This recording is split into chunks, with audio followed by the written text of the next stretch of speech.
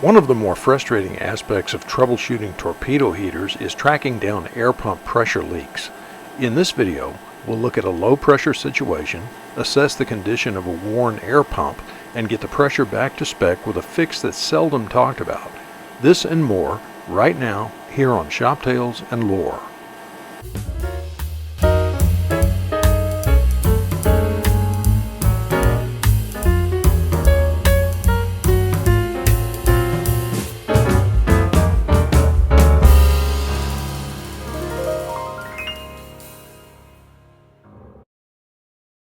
As we mentioned in the intro, this video deals with torpedo heater air pressure issues only.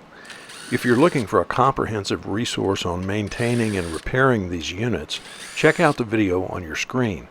We'll also leave a link to it in the description. Now in this particular case, while recently changing filters and doing some pre-season maintenance on our shop heaters, I noticed the pump pressure was low on this master 80,000 BTU model. The factory spec on this heater is 4.2 psi, but the gauge was reading about a pound low. On top of that, no matter how much I turned the pressure adjusting screw, the gauge needle didn't move at all.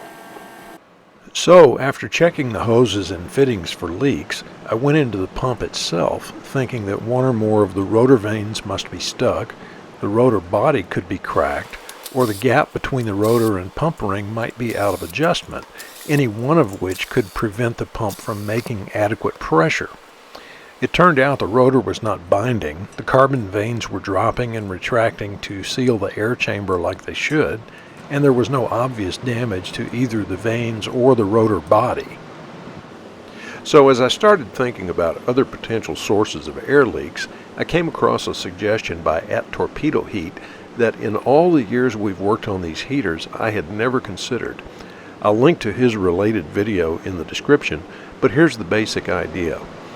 When we look at how the filter cover is attached, notice how these holes go completely through the manifold. We can get a better view with the filter cover and filters removed. Look how close these holes are to the air chambers in the manifold.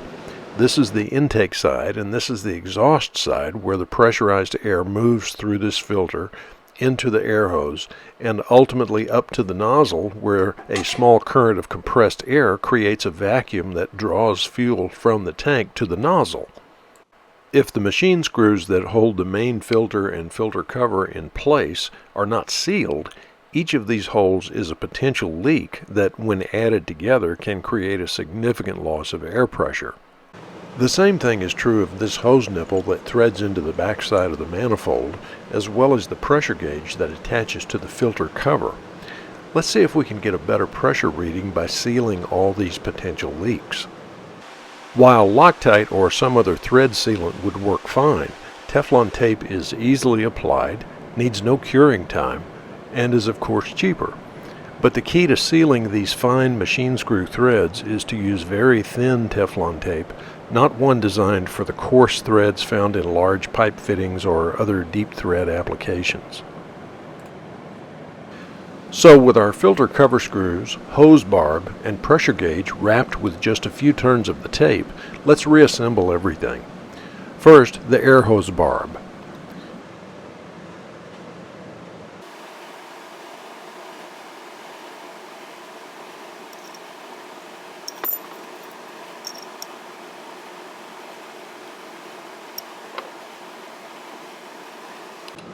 Next, reattach the manifold to the main pump body. These 6 screws don't need sealing because their holes terminate inside the pump. They will not leak air.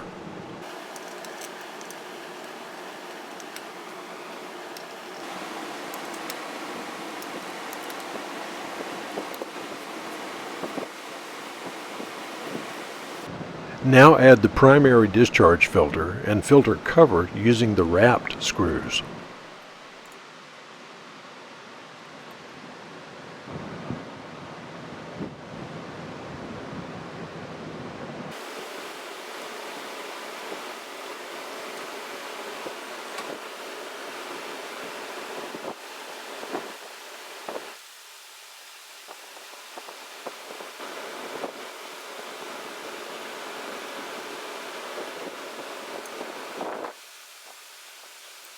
Reinstall the intake filter, tucking it into the filter cover.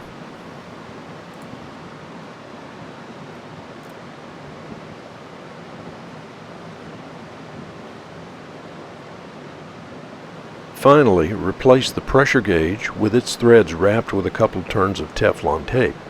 If your heater has a threaded testing port in this location instead of a gauge, just wrap a little tape around the port plug and screw it back in place.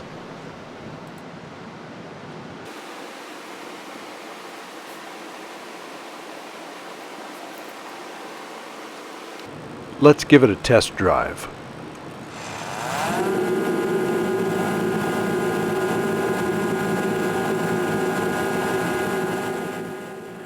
We picked up a full pound of air pressure just by sealing these potential leak points in and around the manifold.